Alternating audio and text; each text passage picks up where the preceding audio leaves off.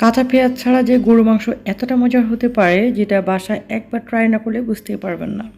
আজকে একদম ইউনিক একটা গরু মাংসের রেসিপি নিয়ে হাজির হয়ে গেলাম। যে রেসিপিটা আমি সম্পূর্ণ কাঁচা পেঁয়াজ ছাড়া রান্না করব। আজকের এই গরু মাংসের রেসিপিটা হবে একদমই ইউনিক, যেটা কালারটা হবে অসাধারণ আর মুখে দিলেই অন্যরকম টেস্ট লাগবে।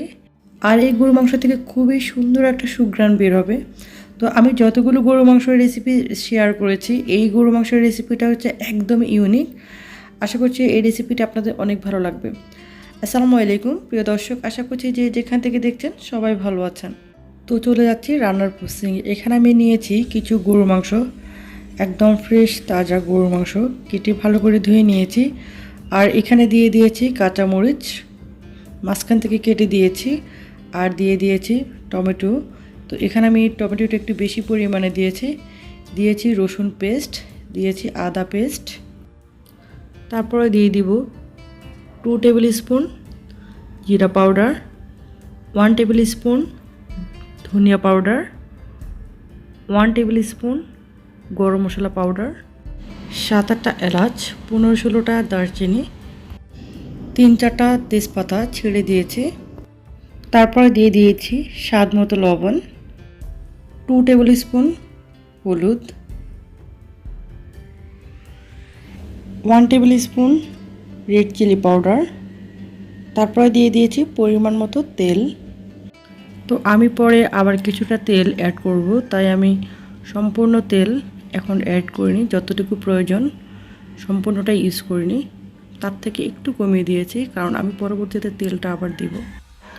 তো এখানে আমি এগুলোকে ভালো করে ম্যারিনেট করে নিয়েছি। ম্যারিনেট করে এটাকে আধা ঘন্টার মতো রেস্টে রেখেছি। এখন আমি চুলায় বসিয়ে দিয়েছি, চুলাটা বসিয়ে অন করে দিয়েছি।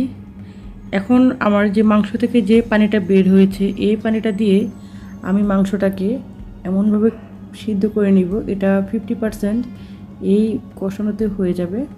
তো এখানে আপনারা লক্ষ্য করেছেন আমি কিন্তু কোনো প্রকার পেঁয়াজ ইউজ করিনি। যে পেঁয়াজ কুচিটা, যে কাঁচা পেঁয়াজটা ইউজ করা হয় মাংসের মধ্যে, আমি কিন্তু এখানে কোনো প্রকার কাঁচা পেঁয়াজ দেইনি। তো এই পানিটা দিয়ে কিন্তু এটাকে একদম ভালো করে কুক করে নেব, যাতে এমনভাবে কুক করে নেব যাতে 50% কিন্তু এই কষানোতে হয়ে যায়। তো দেখুন, আমি যেহেতু পেঁয়াজ ইউজ করিনি, পেঁয়াজ ছাড়াই এটা কষানোতেই এত সুন্দর একটা কালার এসেছে, কি বলবো, সামনে থেকে অনেক সুন্দর একটা কালার এসেছে। আমার চ্যানেলে কিন্তু আরও অনেকগুলো গরু মাংসের রেসিপি দেওয়া আছে, আপনারা চাইলে ঘুরে আসতে পারেন। আশা করছি আপনাদের অনেক ভালো লাগবে। তো এটা কিন্তু আমি 50% কুক করে নিয়েছি, মানে 50% কষানোতেই এটাকে সিদ্ধ করে নিয়েছি। এখন ভালো করে কষিয়ে তারপর এখানে আমি দিয়ে দিয়েছি পরিমাণ মতো পানি, অবশ্যই গরম পানি ইউজ করতে হবে।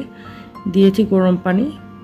তো এটা আমি যেহেতু ঝোল ঝোল করব না, এটা অনেকটা ভুনা মাংসর মতো হবে, তাই আমি ওরকম করে করছি। এই পাশে আমি পানি দিয়েছি, এই পাশে এটা সিদ্ধ হতে থাকুক, আর আমি অন্য পাশে এখন একটা কড়াইতে পরিমাণ মতো তেল দিয়েছি, দিয়ে তারপরে দিয়ে দিয়েছি পেঁয়াজ কুচি। তো আমার চ্যানেলটা অলরেডি যারা সাবস্ক্রাইব করেছেন তাদেরকে অসংখ্য ধন্যবাদ। আর যারা আমার চ্যানেলটি নতুন দেখছেন বা আমার ভিডিওটি নতুন দেখছেন, প্লিজ আমার চ্যানেলটি সাবস্ক্রাইব করে দিবেন, আর পাশে থাকা বেল আইকনটি অল করে দিবেন। এতে করে কি হবে, আমি যখনই নতুন কোনো ভিডিও আপলোড দিব আপনি সর্বপ্রথম নোটিফিকেশান আকারে পেয়ে যাবেন। তো এদিকে দেখুন, পেঁয়াজ ছাড়াই গ্রেভিটা এত সুন্দর হয়েছে সামনে থেকে কালারটা, আর এটার টেস্টটাও কিন্তু অনেক ভালো হয়েছে। আমি দেখেছি, মনে হয় যেন পেঁয়াজ ছাড়াই এটা এমনিতেই খাওয়া যাবে।